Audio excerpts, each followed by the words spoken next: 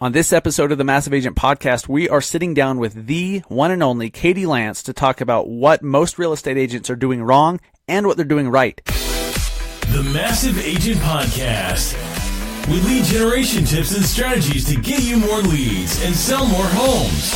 I love to buy houses. I like to sell houses. It takes brass balls to sell real estate. Wait a minute. The leads are weak. You're weak. I've had better. Oh, have I got your attention now?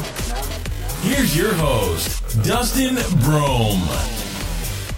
Hey, what's going on, everybody? Welcome to episode number 32 of the Massive Agent Podcast. I am Dustin Brohm, your host. I'm a realtor with eXp Realty in Salt Lake City, Utah. I'm the founder of the Massive Agent Society and searchsaltlake.com. And on today's show, I'm super excited about this. We're bringing on Katie Lance, the one and only Katie Lance. She's very well known in the real estate industry. She's an author, a coach, a speaker, a trainer, and she runs the Get Social Smart Academy. She's a wealth of knowledge when it comes to real estate marketing, and she gets down into the tactics and specifics. We're going to have some recommendations on apps that you need to use and services that you need to use to help with your content. We cover a lot of different topics, but the whole theme here is what most real estate agents are doing wrong and what they're doing right. So let's bring on Katie Lance. Hey, what's up, guys? I'm sitting here with the Katie Lance. Katie Lance, the author of Get Social Smart. She's a national speaker, social media consultant. She's definitely a mainstay on the stages of Inman Connect. She's spoken at Social Media Marketing World in San Diego a few times, and she's one of the biggest names in the real estate marketing world, and for good reason, and I think you'll find out today. So welcome, Katie Lance, to the Massive Agent Podcast. How's it going? Hey, Dustin. Thanks so much for having me. I'm excited to be here today. Of course. Yeah. Thanks for making time on this busy Monday. We're recording on a Monday, which is never easy. No problem. For you, anytime. Love it. Love it. Okay, Katie, you've kind of, ever since I started paying attention to real estate marketing stuff, I kept seeing your name and reading your articles and everything. You have a really good presence, but it seems like you've been in this industry longer than I have. How did you first get your start? Like, what's your background in getting into the real estate marketing world? Yeah, absolutely. So I started in, real estate marketing probably about 10 years or so ago. I've always been in marketing. I just always have loved the idea of marketing and branding. That's always kind of been my background. But got my first job in real estate, I guess it was about 2005. So okay, longer than 10 years ago. I'm probably dating myself. But I got hired by a local real estate brokerage here in the San Francisco Bay Area where I live. And I was hired to be their marketing director. And I had no experience in real estate, but really thought the company and brokerage was a cool brokerage. I thought, hey, marketing's marketing. Cool. We'll go from there. And it was definitely a fire hose of learning. I was kind of the gal in charge of laying out all the newspaper ads, and I was, creating ads in Homes and Land and doing all the just listed, just sold postcards. And so I got a really good sense, like firsthand, of how real estate marketing works from a company standpoint, a brokerage standpoint, but also individual agents. And, kind of self-taught myself how to use Illustrator and InDesign and all this stuff. And it was such a great experience. And that's really when social media started to kind of rear its head in terms of business. And while I was working at that real estate company, my boss at the time said, hey, have you ever been to Inman? And I was like, in what? What are you talking about? And he said, well, there's this great conference every year I'd love for you to go to. So I went to Inman Connect in San Francisco for the first time. And I remember standing there looking around going, wow, these are my people. And I was totally blown away. And ended up working for the real estate company for a number of years. And then when it was kind of time to start looking for the next thing, I was following Inman on Twitter, and they sent out a tweet saying that they were looking for a marketing rock star who could crush it. Gary Vee's book, Crush It, had just come out. So I was like, oh my gosh, that would be such a dream job. And nice. So I kind of hopped on that, reached out to them and got hired to work for Inman, which was amazing. I got hired to work as their marketing director and was doing a lot of content kind of behind the scenes. And then from there, really kind of dove right into social media. And I remember thinking at the time, like, oh my gosh, content is the biggest challenge for most people. And Inman is a news organization. Like how amazing is this? There's like a plethora of content. And so really kind of rolled up my sleeves and helped to build their brand. When I started at Inman, they had a couple thousand followers and friends. And by the time I left, I think we were at like, I don't know, 500,000 or something crazy, which was just awesome. Not bad, not bad. to see, and just did a lot of fun stuff with them. I helped launch the ambassador program. That's still like a super active program today. I'm super proud of that. And worked there for a number of years. It's an amazing organization. And in 2012, kind of got the entrepreneurial bug and decided to go out on my own. And so we launched our company back in 2012. And now my husband quit his corporate job. He works with me full time, and we've got a great team. And we help companies in real estate get smarter about social media. So we focus on consulting and speaking and training, and we're having a blast, keeping me busy for sure. No doubt. I swear, whenever you start going down the road of creating content, I mean, let's set aside building a business around it, but just putting out content, like, it's crazy how busy you can make yourself in a very short period of time. And what's funny, Katie, is I hear so many people talk about how they can't think of ideas. Like, they're like, well, I don't know what to do a video about. I don't know what to do a Facebook Live about. I have the opposite problem. Me too. Yeah. I have way too, it's hard for me to even do a fraction of everything on my ideas list. But what kind of advice would you give to people who do struggle with that? They have that writer's block, so to speak, when it comes to thinking of the topic for their content. Yeah, I definitely hear this all the time. We get this a lot inside of our academy, just folks who are they're not sure where to start with content. And I actually think that it's not even necessarily what the content is. I actually think that if you take a step back, I think there's some psychology around, and this, I'm not an expert in psychology, but I do think from watching a lot of agents and brokers that they get hung up, not necessarily on what to say or what to post, but they think, well, who's going to care if I say that, right? Like, I'm just an agent. Like, I'm not an expert. And then they get caught up in, oh gosh, I have to get on video and I don't like how I look or how I sound, or I'm not a writer. So I actually think beyond content, like, that's half of it right there. And so getting part over that piece of it. But then when it does come down to what should I talk about, I always recommend that people think about what are questions that they get asked all the time. As an agent or broker, you're dealing with lots of different people at different points in their life, different points in the transaction. And so my recommendation is when someone asks you a question more than once, write it down. And I love technology, but I have a notepad by my computer, and I'm always just jotting down little things that people ask me or conversations that come up. And especially those conversations where you are thinking to yourself, oh my gosh, if I get asked this one more time, or how do people not know this? Like, those type of questions, that's a great piece of content. So that's where I'd recommend you start. Nice. Yeah, that's good advice. And I also think it's important that you have a notepad, like on your phone or Evernote or something like that, where you can go put an idea down as soon as it comes to your mind. Yes. Because I don't know about you, but I get my ideas usually after 9 p.m. Yep. And like, I'm trying to wind down. It's like, 1 a.m. and I'm trying to wind down, and I get some new ideas. So I have to put them on my list. That helps a lot. And then whenever you're stuck for an idea, you just refer back to your list. Yeah, exactly. I think that's a great idea. I like to have a physical notepad, but also I agree. I mean, my phone's always with me, so I can always just, pull up my notes app or a Google document or Evernote, whatever it is, and just quickly put a little note down. I totally agree. Cool. Well, Katie, I think the main reason I wanted to have you on the show today is because you've coached thousands of agents and trained thousands of people and tens of thousands that have been, that you've spoken to at different conferences or trainings or whatever. And so you see a ton of different marketing ideas and marketing strategies. I want to know, like, what do you see right now that people are doing right? And we're talking in almost August 2018. So this will come out August 2nd, 2018. What are people doing right today that's working right now?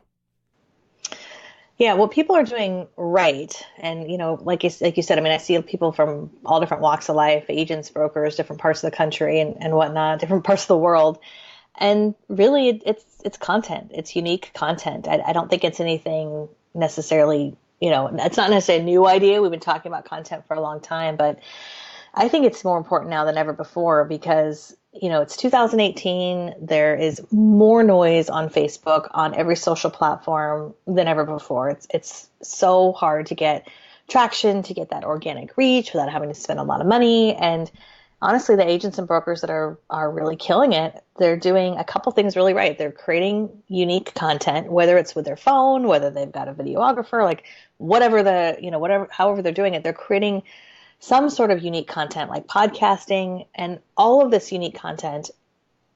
Content is everywhere, right? There's no shortage of content, but the value of an agent or broker inserting their voice, inserting their opinion is so valuable, because as I've said many times, some of you may have heard me say this before, video tells a story, and podcasting tells a story of what does it feel like to work with you, right? Mm-hmm. And so there might be 10,000 videos on YouTube about how to get your home ready for the market, but nobody's going to say it the way you say it. Right. And I use Dustin. I use you as an example a lot of times, because I look at your videos, around Salt Lake City, and your content around what does it feel like to live in Salt Lake City? What does it feel like to live in Utah? I think is so powerful. So there's the content piece of it that I think people are doing really right, but there's also the relationship building piece of it, and the agents and brokers who I think are really getting it, and they're getting business from it. They understand the balance where they're putting out content, they're being really intentional, they're being smart about how they're distributing it. They're not like spraying and praying it, they're repurposing it in a really smart way. But they're also taking the time, whether it's a few minutes every day or however their schedule works, to really be intentional about connecting with people in a meaningful way, not just clicking like on 65 things, but connecting with people in a personal way. So, it's like hand-to-hand combat. It takes time to do that. But it's a small thing that makes a big, big difference for sure. Sure. Yeah. I like the way you explain that too, because I agree completely. And there's a bunch of different ways they can do what you were just describing. I mean, you could do that through Twitter video, through a podcast, through a vlog, through blogging. You can do it in a bunch of different ways, but the goal there is to just get that connection so that people, and we've heard this a million times, and we'll hear it a million more times, that people hire who they know, like, and trust. And they can't do any of those things if they don't know what you sound like, if they can't see you, if it's just like, if all you're doing is posting your damn like open house flyer PDFs on Instagram, for God's sakes. Right. Knock it off. Knock that off immediately, please. But they can't do any of those things. So, but when they see you in front of the camera, or they can hear you, or both, they can make that personal connection. And some people will like you, some won't. With me, it's, mostly the latter, but some people do like me, and for whatever reason, they're like, oh, he'd be fun to work with. And it's just because I'm myself, and they make their mind up before they even reach out that they're going to hire me. And so I convert 100% of those. Yeah. It's so powerful. Well, and I think it goes back to this idea of you're attracting the people you want to work with. And that's when you think of content marketing, that's what it's all about.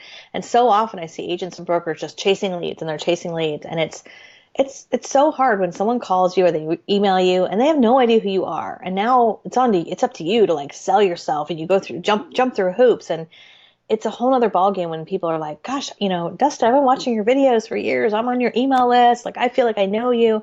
And now it's up to you to figure out if you want to work with them, Right. And it's just such a better way of doing business, I think, in a lot of ways. So it makes a huge difference. It really is. And I've been doing quite a few shows recently about content marketing, and it's attraction versus chasing. And it really changes everything. And it takes a little longer to get going. Mm-hmm. But once you start establishing that rapport and that base of content, and, obviously with anything, you continue to get better and better as you go along too. It just starts to snowball in a positive way, and business just starts flowing, and it's organic. It just keeps coming, and it keeps coming. There's nothing better than that. And, but if you're stuck door knocking or cold calling, God forbid cold calling, and that's all you're doing for business, if you get sick for a month, there goes your business. You can't keep doing it over and over, but your content keeps working for you. Yeah, exactly. And you hit the nail on the head when you said it's that whole phrase. We've heard it time and time again. People do business with people they know, like, and trust. And I like to take it a step further and say, I think people do business with people they know, like, and trust and relate to. And that's what I think content, I think that's where content comes into play. It's that relatability, and the fact that you have to be okay with, hey, you know what? I'm not for everybody. And that's okay, right? That's fine. There's enough business out there for all of us. Yeah, absolutely. I love that. Okay, so let's switch gears here. What are you seeing right now that agents are completely doing wrong and you want to see an end to it immediately? Well, you kind of touched on it a second ago. The PDFs on Instagram? Yes, the PDFs God. on Instagram. I still see a lot of automation. I see this a lot on Instagram right now where people are clearly they've signed up for some sort of bot or some sort of system that's just like saying great pic, on every picture, or they're liking a bunch of things. And I think a lot of agents and brokers, I get it. They're trying to hack the system. They're trying to find shortcuts. They're trying to save time. And so they will sign up for things like automation, or they'll do, they'll outsource it completely, kind of hand it off to somebody because they feel like they don't have time for it. And I just think that there's other ways to be smarter about it, right? You don't necessarily need to set up this sort of, automation that's just blasting everywhere, or, hand it off to somebody completely, because the first part of social media is social. So part of it is you do have to be there, and there's nothing wrong with, hiring certain people who might help with certain things. For example, we have a marketing coordinator, and she helps with a lot of our copy for our emails, and she helps with some of our content that we schedule. And then we have a great video editor, because as much as I know how to edit videos, it's just not my best use of time to be sitting down editing every video. So right. I don't think there's anything wrong with like bringing on key people as your team grows, especially freelancers. Like freelancers are an amazing way to grow your team in a really smart way. But yeah, just again, sort of the automation, the taking a piece of content, like you said, taking a PDF, a flyer, and putting it on Instagram. I think a lot of people, they will create something and then they think, okay, I'm just going to put this everywhere. And it doesn't work that way, right? Every platform is different. I've often said, I kind of equate it to the English language, right? There's English in the United States, and then there's English in the UK, and there's English in Australia. Well, it's all English, but it's all slightly different. And that's how I think about Facebook, Twitter, Instagram. It's all similar, but slightly different. So, don't push a button, have it go everywhere. It's better to be on one or two platforms that are going to make the most sense for your business, that you enjoy being on, than sort of being everywhere but not really being there, if that makes sense. I always remind people that, if you're there but not really there, it's kind of like the lights are on but nobody's home.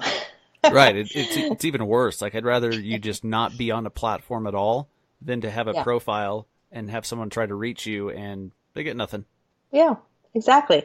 Twitter's a great example. I still see a lot of agents doing this, where like somewhere along the line, they like automated their Facebook post to go to Twitter. Oh, the fb.me posts. It's terrible, right? You go to Twitter and all you see is their Facebook links, which basically says, yes, they're there, but they're not there at all, right? So I'm not going to follow you. I'm not going to connect with you because you're not there.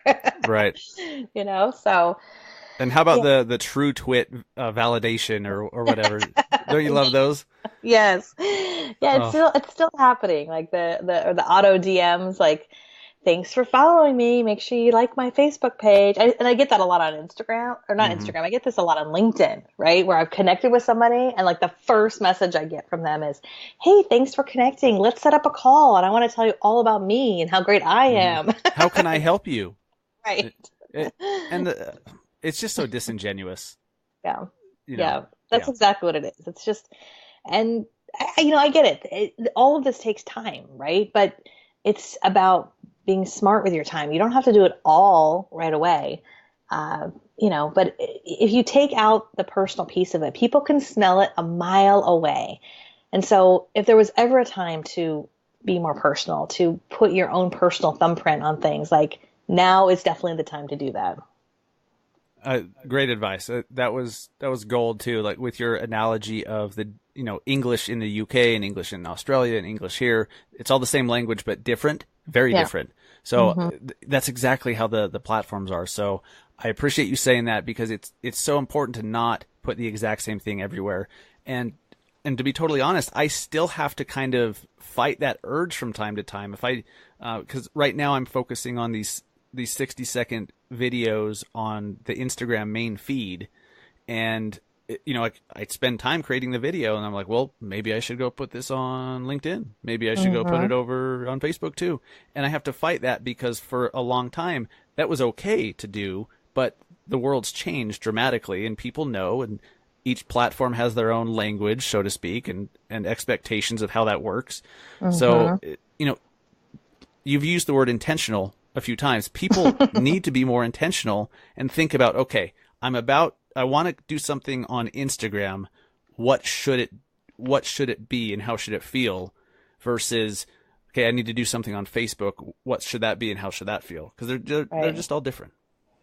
Yeah, and I think too that there is nothing wrong with putting things on multiple platforms. It's just how you do it, right? Yes. I mean, that's, like for example, with a video, every week we do publish a video, so that video gets put over on YouTube, and there's certain things we do on YouTube with it. We upload it over to Facebook, and there's certain things that we do over, have it work on Facebook, because Facebook's different than YouTube. And then I'll do an Instagram story, and I'll do a Snapchat story saying, hey, we just published a new video. It was about this. If you're curious, swipe up, right? And so it's all about how you sort of present it on each platform. I'm a huge believer in like repurposing.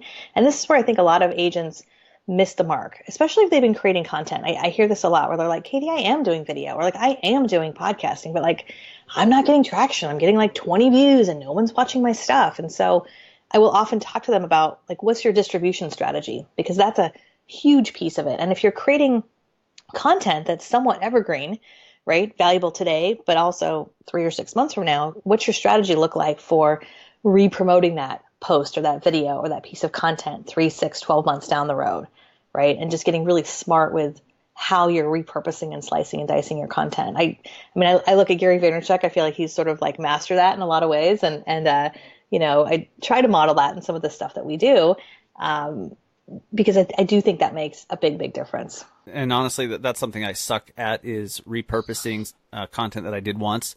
So I have a bunch of content, especially the Instagram videos, and I just have not put the systems in place to use them again or tweak them a little bit or post them in a unique way that's relevant for a certain platform. And so, guys, if you've been doing a bunch of content, like, look back at some of the stuff you've done before, and if it's still relevant, think of how you could share it in a new, fresh way, because you don't have to always come up with new stuff every single time.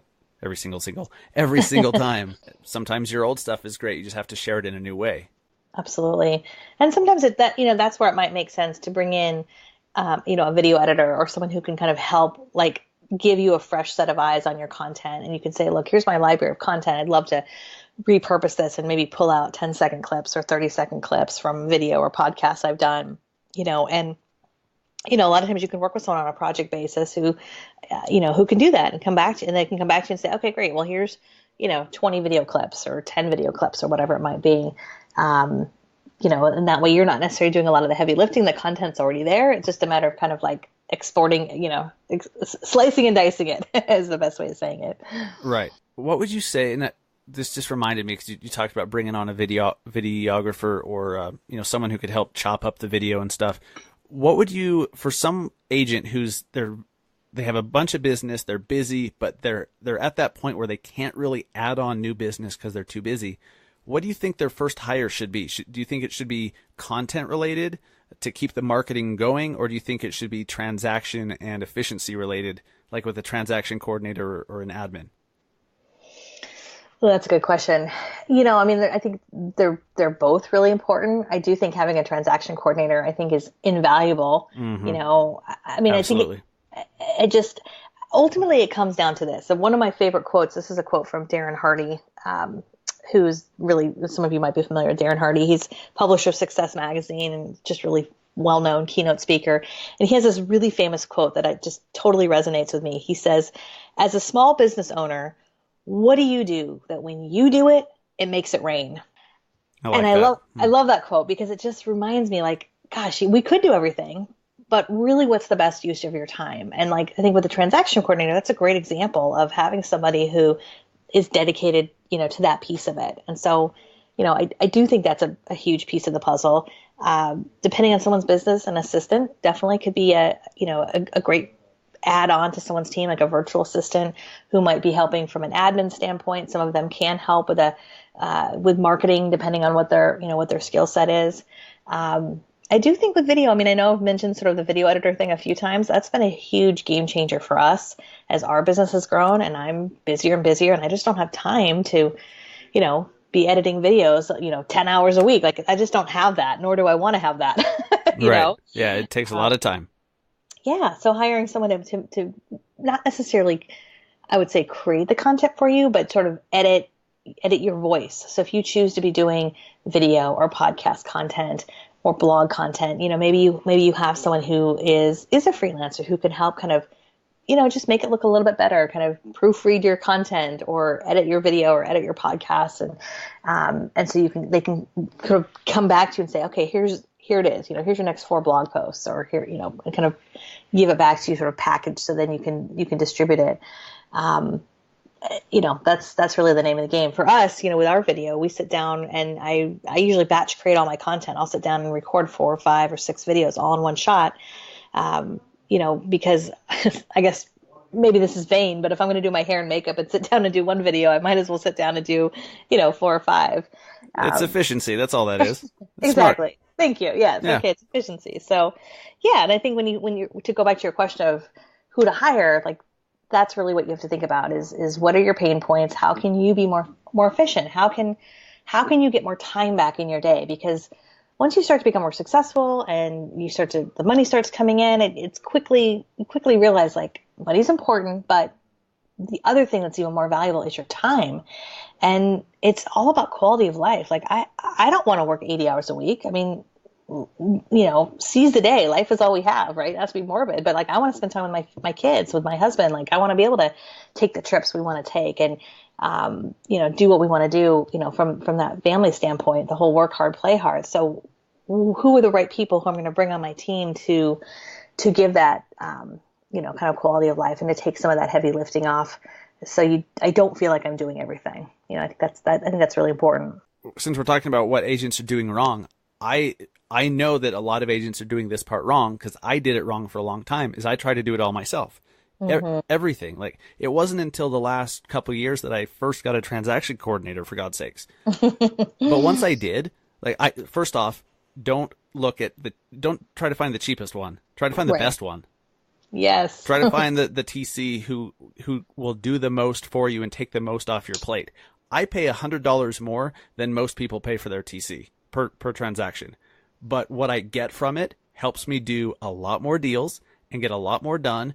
And just the amount of mental space that's freed up by not having to worry about a few things is huge. It's so worth it. So I think that's the best thing to do is get a transaction coordinator, because you only pay them if the deal closes, at least with mine. Mm-hmm. And that's how I think a lot of them work also. And that's I think most do. Yeah. That's a great first hire. It's just, and I think a lot of people are scared, like, oh, I don't know if it's the right time. You have to start somewhere. And that is a great first hire because typically they only get paid when there is a transaction that closes. So, yeah, it's a win-win. Absolutely. Sure. Absolutely. And right now I'm just starting to look at possibly hiring a videographer who's also good with some marketing stuff and understands the different social platforms.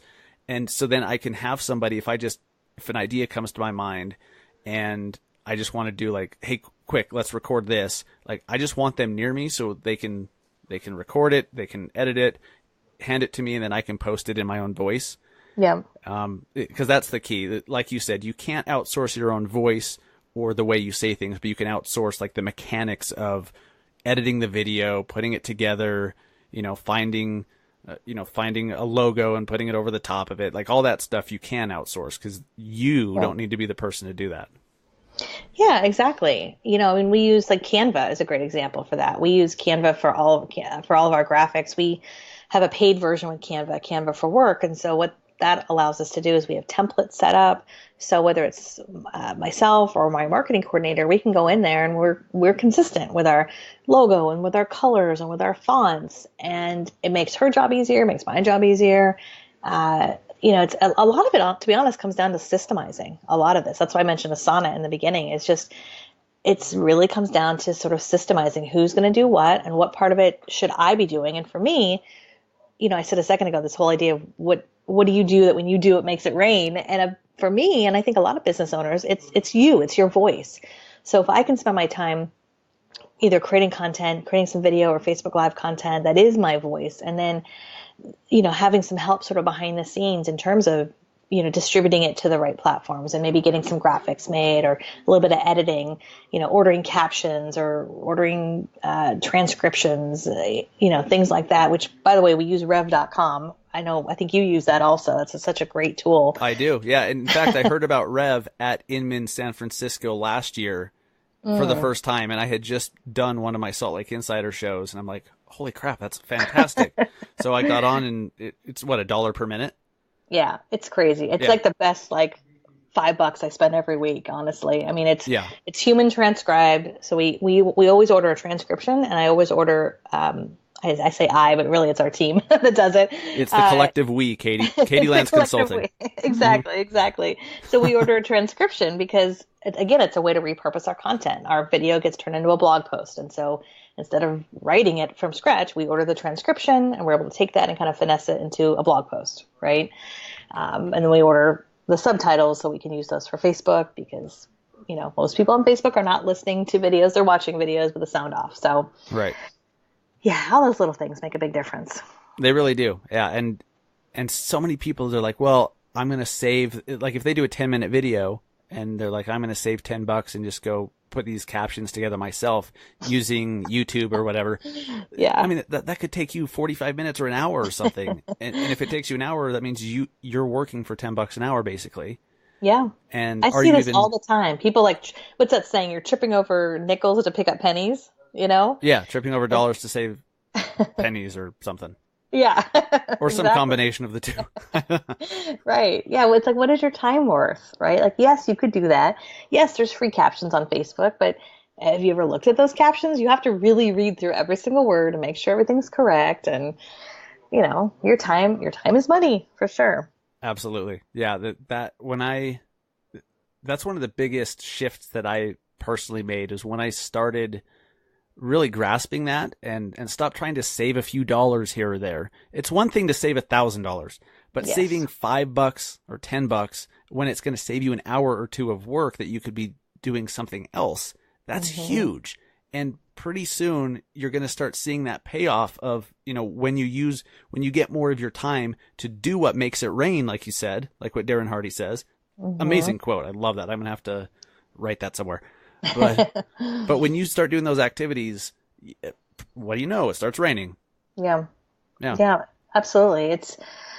I think it really becomes you have to be really cognizant of what you're saying yes to and what you're saying no to. And you said this earlier, where it opens up mind share, right? When you have time where you're not scheduled every moment of your day, to have some time to think, right, and to brainstorm and to plan. I mean, just last night, you're probably going to laugh, but I was doing some business planning for the rest of the year. And as much as I love technology, like there's something about pen to paper. And so I printed out like these, like printable calendars, and I grabbed a bunch of Sharpies and I'm like planning out stuff. And but I can do that because I've got like space in my brain, right, to like think beyond what's happening right now, right? It's like, where do I want things to be in 6, 12, 18 months? Where do I want things to be in, 5 or 10 years? And, you mentioned Evernote earlier. One of the things that I love about the story with Evernote, I remember hearing the founder of Evernote on stage at Inman a few years ago, and he talked about this idea of building a legacy business, of building a brand that's going to be around 100 years from now,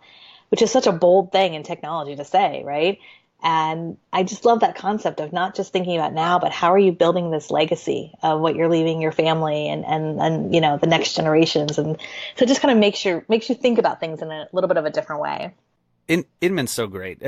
I've only been to that one, but I'm going to be going to Inman, New York in January, because they just bring on such awesome people, like all the founders and the people that run all these big tech companies or real estate companies. It's just a great collection of very successful people, very accomplished people. And yeah, Inman's awesome. So if you guys have not checked out an Inman Connect in San Fran, well, it's soon going to be in Vegas. They're moving to Vegas. Yeah.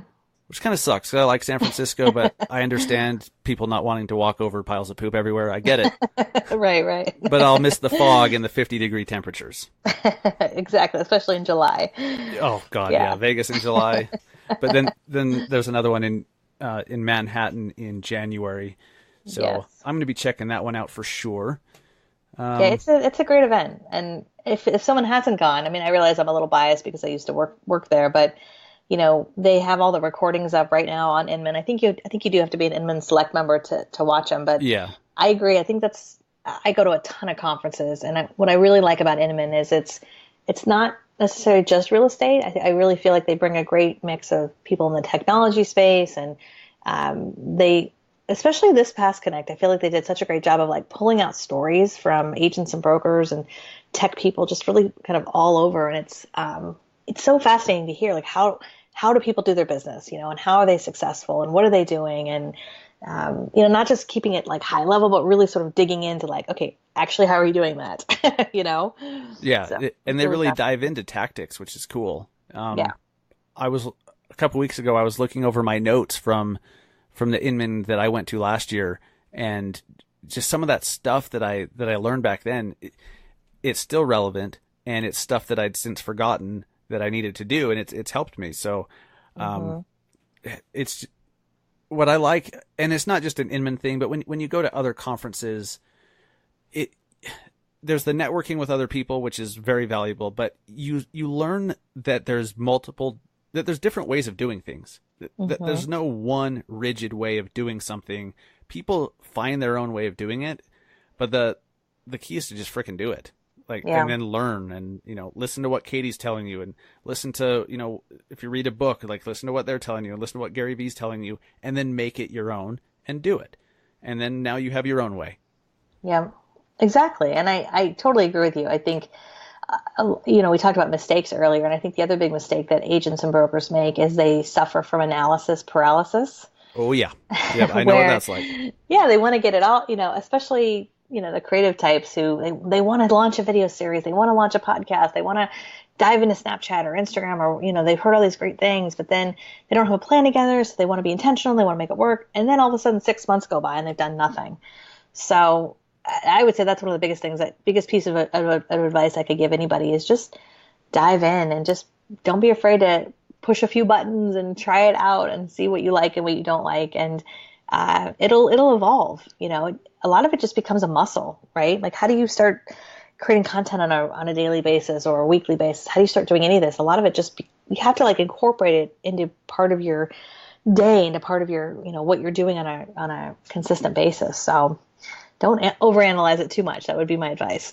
Right. Because when you do overanalyze, that is a habit, and you get into the habit of doing it. And Katie, I don't know if you've heard my story, but recently, like I'd say as of January of this year, I made this switch, and I don't think this is normal. I mean, maybe it is, but there was something. I was walking the dog. That's when I do all my best thinking. I'm listening to podcasts. I'm walking the dog at like 9 p.m. And I was like, you know what? I'm going to go back home and record a podcast episode. I'm just going to launch it. And I came up with this name randomly, like all on the same walk. And I just went and did it. And something about that has then made this year so far, I've been so productive. I've accomplished so many things and launched so many new things that I'd wanted to do, but it was just on the list. And there's something about making that first big, like when you take massive action on something and you just say, screw it, I don't give a crap anymore. I'm just going to launch whatever it is. Maybe it's a vlog or a podcast, and you just do it. And then you start figuring it out. Then that starts to become habit. And pretty soon your habit is just doing things and figuring it out later, which I think is definitely more powerful. Yeah. And that's the way to do it. And so that becomes a habit. But if you don't actually like just say screw it and start whatever you're going to do, you're going to be in the habit of thinking and analyzing. Yeah, at some point you just have to pull the trigger and you just have to kind of trust your gut and just put it out there. And I think especially with content, like whether it's video content or podcast content, I mean, the first few times, or even Facebook Live content, the first few times you do it, I think you're going to feel self-conscious and you're going to wonder like, who's really watching this? Or, but you just have to keep doing it, right? Just keep putting yourself out there, because I can tell you right now, and I'm sure you've seen this, the agents and brokers who are doing it consistently, they're the ones that are winning, right? They're just like week in and week out, or month in and month out. They're like putting out content. They're doing it on a regular basis. And it's like that value of consistency. And there's a really great book I read last year. It's called Known. I don't know if you've heard of it. It's written by Mark Schaefer. And Mark Schaefer's great. He's an author and speaker. And he wrote this whole book about how long does it take to get known, right, in any industry. And it is this really fascinating. He did all this research about different companies, and large and small. There's even some real estate examples in there. And typically it takes anywhere from 12 to 18 months to get known, right? And the problem is most people give up like at the 7-month mark, right? Or the 8-month mark, because nothing's happening. They're getting like, 20 views to their YouTube channel and 2 likes on their Facebook Live, and one of them is their mom, and they're like, this is terrible. Like, no, nobody's tuning in. This is like such a waste of time. But what they don't realize is it's like a snowball, like you said earlier, Dustin. Like, you're just putting in the work, and then pretty soon you hit the top of the mountain, and the snowball starts coming down the mountain, and you start getting people who reach out to you who are like, oh, gosh, I keep seeing you on my Facebook feed, or, I really love what you're doing with your content. And, gosh, we need to talk. I want to work with you. And it's just, it's amazing what happens when you kind of push through that fear of like, I don't think this is really working. Right. So and it's huge. We've all seen that. And there's a bunch of different ways that this has been presented, but the 3 feet from gold concept, and I think there's even a book, and it shows this, like on the top, there's this miner that he just keeps digging and digging and digging, and this other guy, he gets fed up because he's like, oh, there's no gold, and it shows, past where he had stopped. This is a crappy explanation, but if you've seen it visually, good. Yes. Just Google 3 feet from gold. Okay. But it shows that he stopped just a few feet away from this giant like cavern full of gold. But to him, he's like, oh, there's nothing here. I'm just going to head back. But he had no idea because he stopped. And you just have to, keep pushing that boulder up the hill, and all of a sudden it starts going down the other side. And then it gets easier, and you get more effective, and you start getting business, and it just steamrolls. It's behind it is just effort and just freaking doing it one day at a time. Yeah, that's exactly what it's about. It's just effort and one day at a time, and and continuing to sort of put yourself out there. And I think also just, I think that you can take comfort in the fact that yes, anybody could do it, but really very few people do it on a consistent basis. And so even though social media and video and everything we're talking about, it's not new. It's been around for a while, but I would say for most people listening, if you look around at your local market and ask yourself, like, who is doing any of this at all, let alone who is doing it consistently and who's doing it consistently well, I would imagine there's still a huge opportunity, for you, whether you're like at ground zero, or maybe you've been doing this a while, maybe you're someone who's sort of been doing it here and there. And if you're that kind of person listening, like, get consistent. I mean, one of the biggest pieces of advice I can give anybody is like, pick a day that you're going to publish content and stick to it. And it doesn't matter what day it is. I could tell you Tuesday at 7 a.m. or Saturday afternoon. Like, the day and time do not matter. It matters that you pick a day and you commit to it. And it's on your calendar. And you just, that's where you start, right? You get consistent with that. And that makes just a huge, huge difference. For sure. And also, if you get if you get the people who follow you used to content coming at a certain day or time, or like for instance, this podcast, we release it on Thursday mornings every week. If all of a sudden that didn't happen, people are used to it, they're going to be pissed. And, they're going to reach out and be like, what happened? Because you get people used to it. So it almost holds you accountable as long as you realize, hey, I can't stop this now.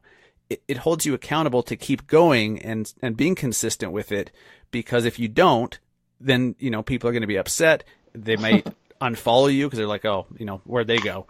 Yeah. And so it kind of holds your feet to the fire just by doing that. But then that's also what, more and more people are going to come into the fold because of it. What's interesting, Katie? I've seen recently, you bring up consistency and how most people don't do it. Even some big names don't stay consistent with content. Yep. Even within like the real estate marketing space, some people or brands that you or I might see as, quote unquote competitors, I guess. They haven't posted on Instagram since April. Right. Yep. It's bizarre. Yep. And these are the people that, 2 weeks prior, they're like, oh, you got to be consistent. And so, it's true. Yeah. Even the firms and the brands and the people that with, millions of dollars backing them, like even they give up sometimes or take a pause. So you can, if that happens and you're the one putting out content consistently, all of a sudden there's this vacuum and more people are going to find you when somebody else quits. Yeah. They're looking for that content and all of a sudden you have it. Whereas the person they thought would, they don't. So. Right. I totally agree. And sometimes I think that happens because maybe we overcommit. There was one point where I was putting out 3 new blog posts every single week. 3 blog posts a week, which was... That's ambitious. It was super ambitious. And it just got to be ridiculous. Like, it got to be where the quality was suffering and it just got to be too much, And so we scaled it back. This was probably at least a few years ago to once a week. And so that helped big time because it helped us focus each week on one big piece of content. And obviously there's other content we do besides just that, but it kind of made us hone in on like really providing a great piece of content, being able to repurpose it and distribute it in a really smart way. And then really get together a plan of like, okay, how do we think about Instagram? How do we think about Twitter? How do we think about Facebook? And what does that look like? Right. And, just really kind of at a high level thinking of content, but then like thinking about each platform of what that looks like, right? What does your engagement look like? How much time are you spending? How frequent are you posting and things like that? And just really kind of getting a plan of attack for all of that. So, I guess to go back to what you're saying, like there's nothing wrong with going, okay, maybe this is too much. So let me scale back to something that's more doable because you can always rescale back up. Who knows? Maybe one day we'll go back to publishing 3 times a week. But I think that's fine too to just get to a zone that works for you, and your team.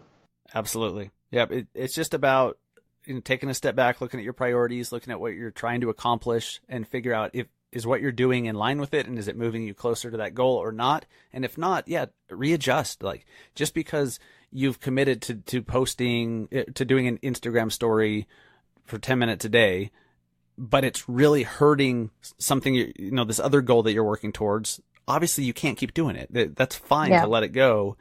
Just get realigned with your goals. That's what's important is the realignment. Yeah. And I would say too, just to give one other quick tip, I know we're probably getting towards the end here, but I would say if you can get really clear about what you use each platform for, it'll make all of this so much easier. And just as an example for me, when I think about where do I post pictures of my family and my kids, for me, most of the time it's Facebook because that's just where most of my family are. Most of my, dear friends who are not part of the social media world are, right? And so I think when you think about what it is that you want to accomplish on all these different platforms and what type of content you want to post there. And it just makes it a lot easier, I think, as you're going through and figuring out where things are going to go and how you're going to distribute it and should you use hashtags or not. And, just all these things we sort of think about. Getting clear on that makes a big difference. Absolutely. That's great advice too, because people think they have to be everywhere on all platforms. And I think to a certain extent that's true, but it doesn't mean that you have to do everything the same on all of them. And yeah, if one's for like your personal sphere of influence, your family, cool. You know that. And then Instagram can be for something different. And, then there's YouTube that can have another goal, or you just have to know. So again, be intentional. Like Katie's been saying this whole time. I think that's a great word. Be intentional. I say it a lot. I know I'm a little bit of a broken record, but it's just really important. And, to go back to what are agents who are doing this right? What are they doing? That's really what it comes down to. They're being really intentional about their business and of hiring the right people to help them to free up some of their time. They're intentional with their content, intentional with connecting with other people, and who you're saying yes to, and who you're saying no to also. Nice. Awesome. Yeah. Katie, great stuff. Thank you. So what I want to do now, okay, here's the rules. You pick one. You don't have to elaborate. You don't have to explain. You don't have to qualify. Just pick one, and just pick the one that feels best. And then it just kind of helps people get a glimpse into your mind and into your priorities, if you will. Okay. So, Facebook or Instagram? Oh gosh, Facebook. Instagram or Snapchat? Instagram. Book or podcast? Oh, don't get mad, but I'm going to say book. All right, Katie, thanks. We'll see you later. No, I'm just kidding. Sorry. Alexa or Google Home? Alexa. Crap, I forgot to unplug her. Hang on. That happens every freaking week. But So funny. She's like, yes. yep, always listening. Burgers or pizza? Pizza. New York or LA? New York. Inman, New York or Inman, San Francisco? Ooh, Inman, New York. Really? That kind of surprises me. I love New York City. Yeah, well, so do I. Are we in a real estate bubble or no bubble? Oh, no bubble. Podcast or vlog? Oh, gosh. I'm going to be 0 for 2, I have a feeling. Vlog, I'm sorry. It's all good. It's all good. I do love podcasts, though. I promise. Well, thank you for throwing that in there. I feel good. YouTube or IGTV? YouTube. YouTube or Facebook Live? Facebook Live. Book or audiobook? Book.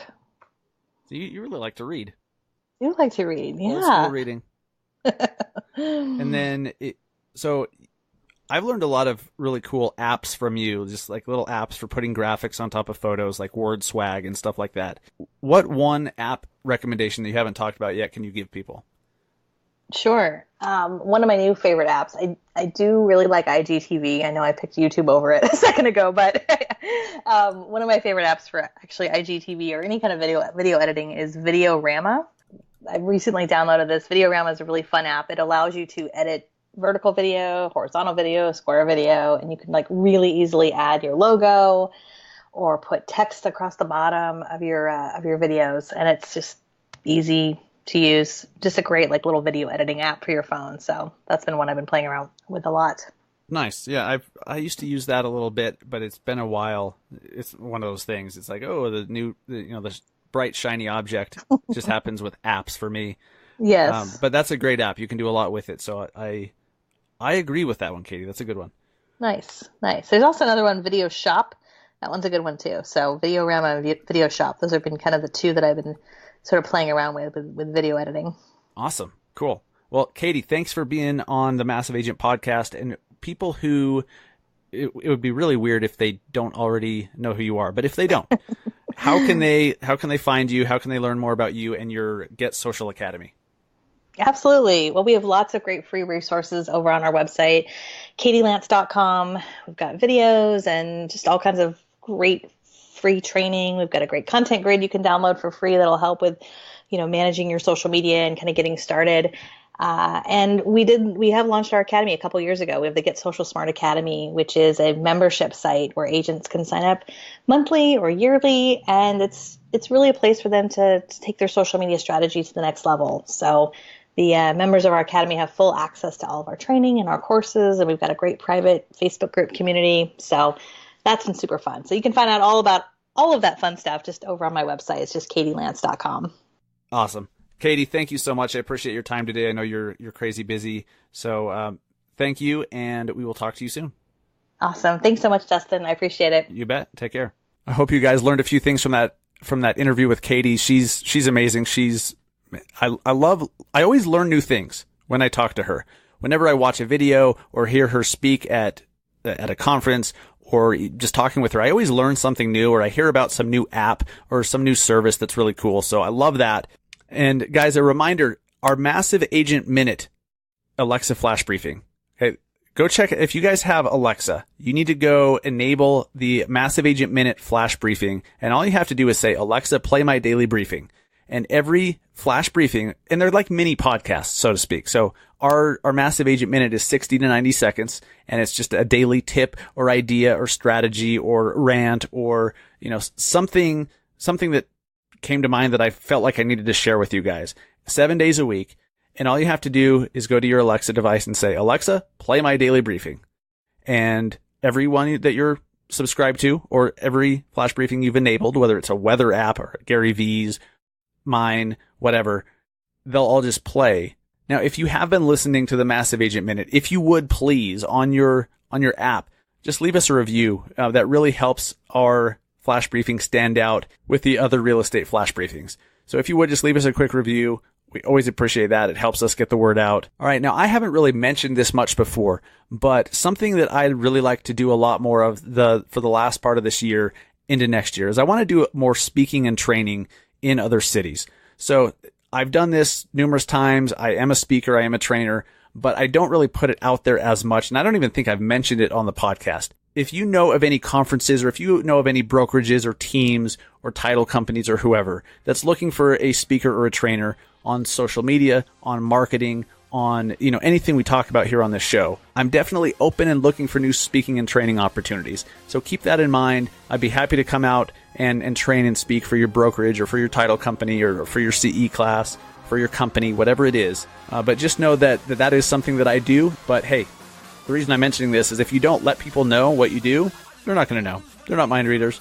If you have any questions or you don't even know about the Massive Agent Society, our Facebook ad, lead gen training system and platform, go check out massiveagentsociety.com. There's some videos over there and some information about what that is. We do only allow one agent per market to join, so there's a list there. If you click on sold out markets, you can see which markets are sold out and which ones are still available. But only one agent per market is allowed to join that. And then I will see you guys next week for the next episode of the Massive Agent Podcast. Thank you so much for listening. Have a good one, guys.